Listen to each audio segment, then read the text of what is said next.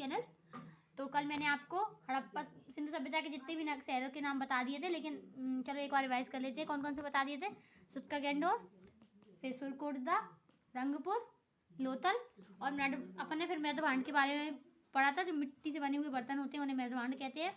इसकी शुरुआत किसने की थी? फ्लेंडर ने। और भारत में सबसे पहले खोज किसने की थी? बीबी लाल ने। इन्हें सबसे पहले कहाँ देखा गया था? नप्पाषाढ़ काल में इलाहाबाद में देखा गया था। अब मिट्टी के बर्तनों की आयु निकालने के लिए जो पद्धति यूज की जाती है उसे क्या कहते हैं? उसे कहते हैं थर्मोल्यूमिनेसेंस। ठीक है। और ये मृदभांड ज्यादातर अपन को क्वेश्चन आता है मृदभांड कहाँ देखे जाते हैं? तो हस्तिनापुर में। लेकिन इसमें देखा है, इसमें बताया हस्तिनापुर हरियाणा में सबसे ज्यादा देखे गए थे। हरियाणा में मतलब हस्तिनापुर में सबसे ज्यादा देखे गए थे और सबसे ज्यादा मतलब जो बनाए गए थे रासायनिक पद्धति द्वारा बनाए गए थे। ठीक है, हरियाणा में। फिर इन्हें 3 कालों में किस प्रकार बांटा जाता है? हड़प्पा, वैदिक और महाजनपद। हड़प्पा सभ्यता में देखे गए गैरिक मतलब गेरुआ के रंग के, लाल कलर होता है जो हल्का गेरू रंग होता है उसके। वैदिक काल में चित्रित मतलब इनका चित्र बनाए गए थे और रंग इन्हें अच्छे से चित्रकारी की गई थी इस पे। और दूसरा रंग था ग्रे रंग के, ग्रे कलर के। ठीक है, दूसरा रंग बोलते हैं जिसे वैदिक काल में देखे। महाजनपद में चमकीला देखा गया था और प्रथम रासायनिक खोज यहीं हुई थी और काला और चमकीला कलर का देखा गया था। और इनमें 600 ईसा पूर्व मतलब ईसा पूर्व तक रासायनिक देखे गए थे।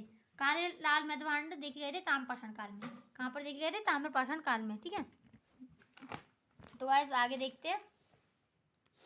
अब आज पढ़ना है अपन को मिस्र की सभ्यता, कुछ अलग से फैक्ट है। फिर उसके बाद आज कंप्लीट अपना ये आ गया ऐतिहासिक काल कंप्लीट हो जाएगा। मिस्र की सभ्यता, इसमें मिस्र की सभ्यता में सबसे बड़ा शहर कौन सा है? फिरौन। कौन सा है? फिरौन। और इस मिस्र की सभ्यता में ज़्यादा लोग पिरामिड बनाना पसंद करते हैं। पिरामिड होते हैं जैसे कि ऐसे इसके ऊपर ये, फिर इसके ऊपर जितने बड़े बड़े पिरामिड बना सकते हैं तो वो पिरामिड बनाना पसंद करते हैं। इस काल में सब लोग बहुत पत्थरों की ईंटों के पिरामिड बनाते थे। और सबसे बड़ा पिरामिड कहाँ देखा गया था? गीजा। गीजा का पिरामिड सबसे बड़ा है। कहाँ पर? गीजा में सबसे बड़ा पिरामिड है। मम्मियों को भी देखा गया, मम्मी जिसे मम्मी बोलते हैं, जिसमें आदमी मतलब इंसान को जलाया नहीं जाता ना, गाड़ा जाता है। इसे ना एक लेप द्वारा लगाकर उसे पट्टी से बांधकर रख दिया जाता है, जिसे मम्मी बोलते हैं। यहाँ पर केमिस्ट्री की खोज भी हुई थी। दूसरा है रोमन सभ्यता। रोमन सभ्यता इटली के भूमध्य सागर के पास देखी गई थी। ये यहाँ पर कहाँ पर विकास देखा गया था इसका सबसे ज्यादा? इटली के भूमध्य सागर के पास सबसे ज्यादा विकास देखा गया था। किसका? रोमन सभ्यता का। ठीक है, फारस की सभ्यता, फारसी लोग यहाँ फारस की सभ्यता में फारसी लोग रहते थे, पारसी बोलते थे। पर इस सभ्यता में कभी भी लड़ाई नहीं होती थी। क्या नहीं होती थी? लड़ाई नहीं होती थी। आगे थे चीन की सभ्यता। इसे पीली नदी की सभ्यता कहते हैं क्योंकि ये पीली नदी के किनारे स्थित थी। क्या कहते हैं इसे? पीली नदी की सभ्यता कहते हैं क्योंकि ये पीली नदी के किनारे स्थित थी। और यहाँ की मिट्टी बहुत ही ज़्यादा उपजाऊ होती है, बहुत ही ज़्यादा उपजाऊ होती है खेती और कृषि वगैरह के लिए। कृषि योग्य सबसे ज़्यादा अच्छी मिट्टी यहाँ की होती है। स्पार्टा, यहाँ सबसे बड़ा राज्य स्पार्टा भी एक सभ्यता है। यहाँ पर सबसे बड़ा राज्य कौन सा है?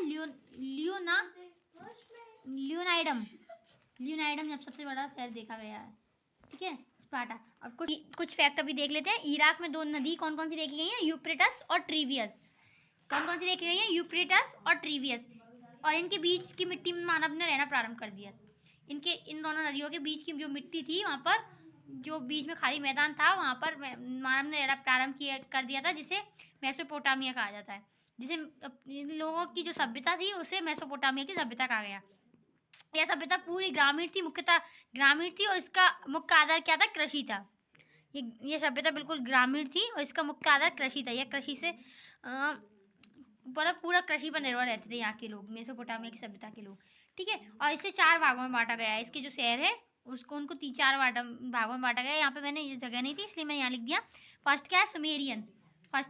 सुमेरियन। दूसरे शहर का नाम बेबीलोन, जिसे झूलता बगीचा भी कहते हैं। यहाँ पर सिकंदर का मकबरा बना हुआ है। बेबीलोन कैसे क्या कहते हैं? इसे झूलता बगीचा। ये मतलब हालांकि ये झूलता वूलता कुछ नहीं है, लेकिन ये ऐसी जगह पर स्थित है जिसे मतलब इसका दृश्य। और तीसरी देखी गई है असीरिया। तीसरा शहर कौन सा देखा गया? असीरिया। और चौथा है कैंट्रिया। तो इराक में 2 नदी है, यूफ्रेटस और ट्रीवियस। इसकी बीच में मानव ने अपना निवास किया। इसे मेसोपोटामिया कहा गया, इसलिए इसे मेसोपोटामिया की सभ्यता कहा गया। यह ग्रामीण थी मुख्यतः और कृषि पर आधारित थी। और यहाँ के शहरों का नाम था सुमेरियन, बेबीलोन जिसे झूलता बगीचा कहते हैं, यहाँ सिकंदर का मकबरा था, असीरिया और कैंट्रिया। तो गाइज आपको वीडियो अच्छी लगी हो तो लाइक एंड सब्सक्राइब करना ना भूलिएगा और आगे अगर आपने इससे पहले वाली वीडियो ना देखी हो तो लिंक डिस्क्रिप्शन में दी गई है, तो आप वहाँ जाकर देख लीजिए। ठीक है, और मुझे कमेंट करके बताइए और भी वीडियो अगर इसके आगे चाहिए तो।